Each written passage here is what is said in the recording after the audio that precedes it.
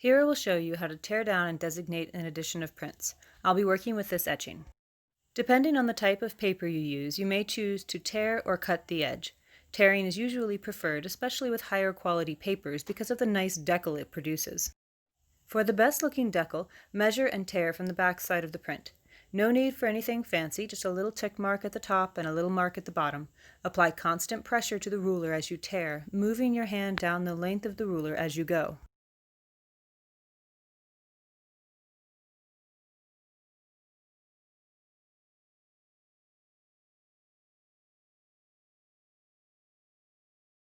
So I will actually be cutting the edges of these prints because the paper is of fairly low quality and doesn't make a nice decal. The borders should be the same size all the way around the print. Measure as before and then use the ruler as a guide for the razor blade. 1 to 2 inch borders is the standard, but this was not a very well planned print, so ½ an inch is the largest I can go with it. Once all the prints have been torn down and are the same size, it's time to designate and sign the edition. This is a small edition of 4. The edition number, 1 of 4, goes on the bottom left side, then in the middle is the title, and the signature is on the far right.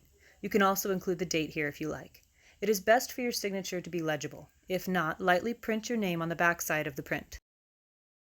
All of the prints in this edition were printed in the exact same manner, with the exact same ink, on the exact same paper. It does not matter which print receives which number, because they are all identical. A 2H pencil is best for this. It doesn't smear easily and isn't too bold or distracting.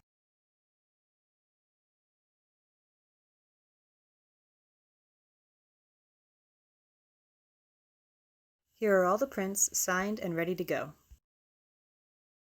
On the left you can see one of the prints from the edition. On the right is another print that is printed exactly the same but does not have a border.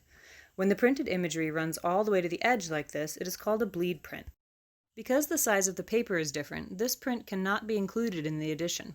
The same goes for any prints that might have come out slightly lighter or darker during the printing.